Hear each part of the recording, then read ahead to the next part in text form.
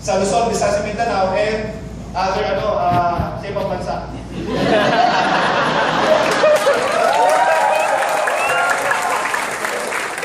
Okay. Ganun po. So, siyempre na siya. Tama ko ba? And, tinanong, magkano kita mo sa real? Net?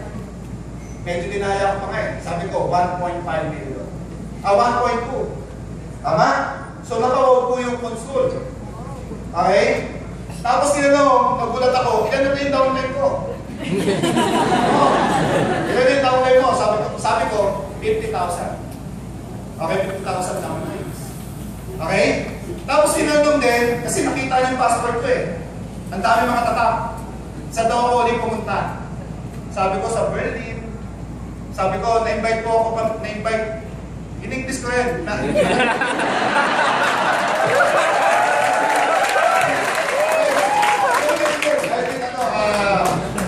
Switzerland, Viva Motors.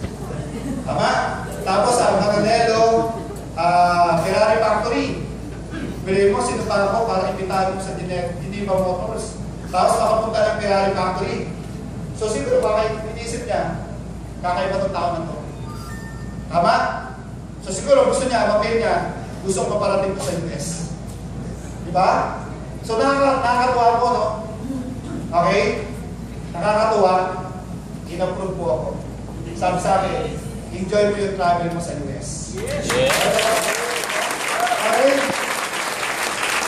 And, yun, dami ko lang, sa Facebook, dami ko lang ginawa. So, nanalangin din po ako, sabi ko, Lord, totoo po ito. Bago pumunta doon, dinawala ko doon, sabi ko, Lord, okay lang. Kung hindi ako ma-approve. Kasi bakit? Punta, ang dami ko na pong bansa na puntaan sa real. Pero kung ibibigay nyo sa akin ito, napakaswerte ko, napakabet. Yung po talaga sa akin. Na i-experience po sa akin, makapunta ko yung US. Tama po ba? Okay, so ito na po yung mga picture natin.